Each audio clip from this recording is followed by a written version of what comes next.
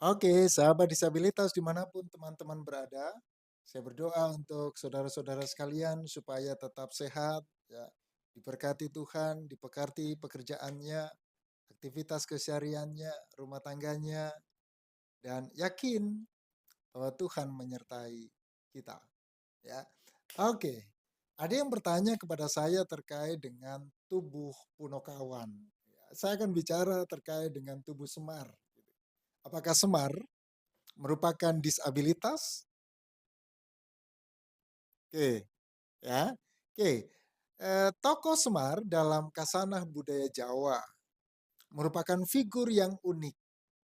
Ya. Semar figur yang nyentrik, tetapi sekaligus figur yang sakral. Ya. Ia bukan kesatria. Dalam penampilan fisiknya, ia bukanlah seorang dewa. Ya. Tapi ia memegang peranan kunci sebagai pengasuh para Pandawa. Ia menjadi penuntun moral, pelayan yang bijaksana.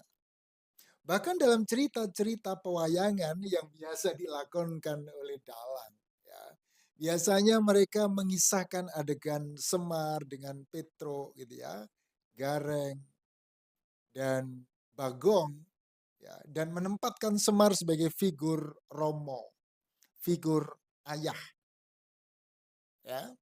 Dalam peristiwa-peristiwa yang sering digambarkan oleh dalang, mereka bernyanyi bersama, mereka menari, mereka bercanda, mereka berdebat satu sama lain.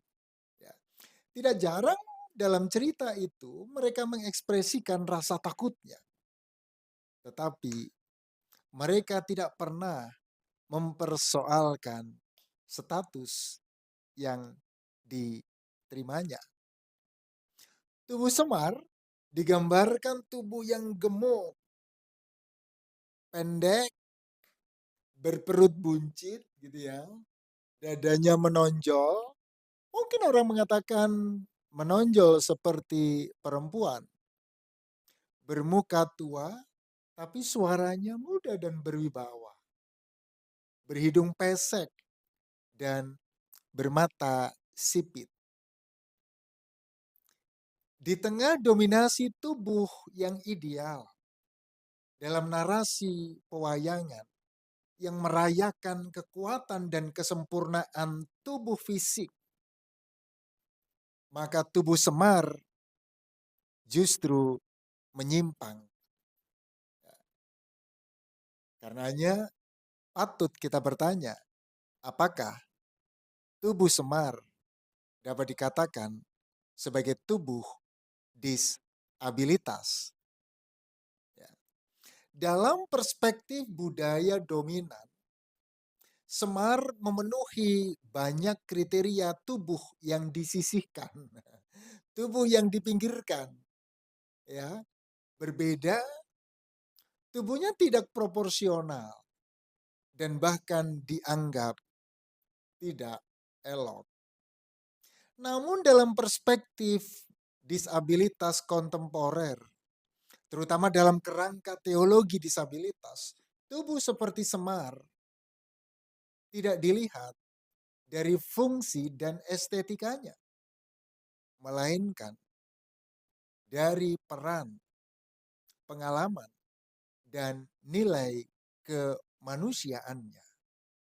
Tubuh Semar tidak normal, ya, dalam tanda petik ya, tubuh Semar tidak normal menurut standar budaya dominan, tetapi justru menjadi sumber, menjadi simbol hikmat, menjadi simbol spiritualitas rakyat, dan sekaligus kekuatan dari kelemahan yang ada.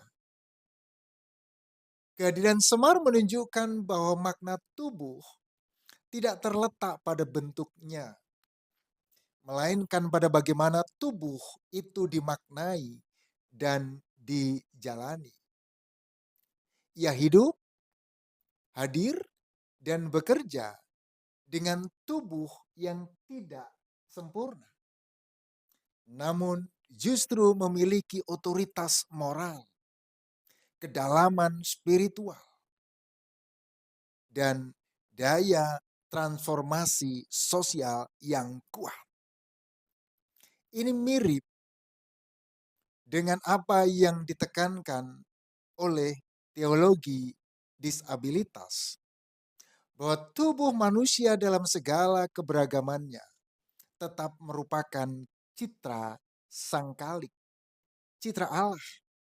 Bahkan dalam inkarnasi Yesus Kristus yang menderita, terluka, dan disalibkan, menemukan tubuh ilahi yang mengalami bentuk disabilitas yang paling radikal.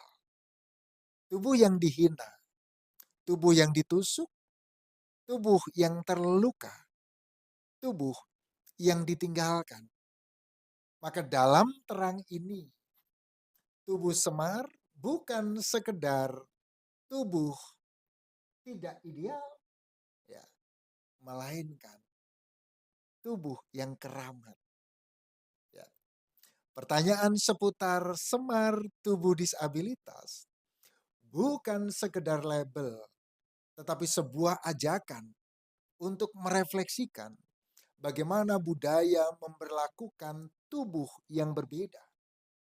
Semar hadir dalam posisi yang liminal, dalam posisi antara yang ilahi dan yang manusia, antara rakyat dan bangsawan, antara kekuatan dan kelemahan. Dan justru dalam posisi inilah tubuhnya menjadi kritik. Ya, justru dalam posisi ini tubuh Semar menjadi kritik terhadap sistem sosial yang diskriminatif terhadap tubuh-tubuh non-normatif, termasuk tubuh penyandang disabilitas.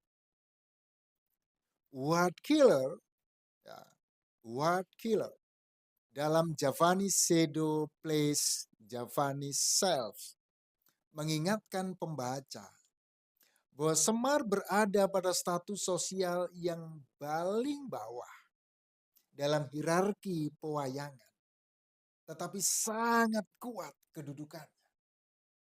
Semar adalah sosok guru bagi punakawan yang lain, karena pada adegan yang lain dalam cerita-cerita pewayangan, ia akan menunjukkan penampilan tubuh yang sebenarnya, tubuh yang elegan. Semar, bagaimanapun sangat kuat, dia dianggap sebagai danyang Jawa. Ya, teman-teman bisa baca di buku Javanese Shadow Plays. Ya. Oke, dalam masyarakat yang sering menyingkirkan penyandang disabilitas ke pinggir kehidupan sosial, menjauhkan dari sumber daya, Semar menjadi simbol perlawanan. Ia menegaskan bahwa kebijaksanaan dan martabat tidak ditentukan oleh penampilan atau fungsi tubuh, tetapi oleh integritas, kasih, dan relasi. Tubuh Semar menegur cara pandang yang menjadikan tubuh sebagai syarat penerimaan sosial, dan sebaliknya mengangkat pentingnya inklusivitas, penghargaan terhadap keberagaman tubuh manusia. Maka ketika kita bertanya apakah tubuh Semar, tubuh disabilitas, kita justru diajak untuk menantang norma-norma yang menciptakan stigma disabilitas. Dalam Semar, tubuh yang dianggap lemah justru menjadi tempat kekuatan, kelembutan, dan kebenaran. Apakah Anda sepakat dengan tubuh Semar? yang saya sampaikan tadi? Bagaimana jawab saudara? Silakan tulis di kolom chat. Terima kasih sudah nonton video ini. Tolong subscribe dan jangan lupa tombol loncengnya supaya channel ini terus berkembang. Terima kasih dan Tuhan memberkati. Salam sehat.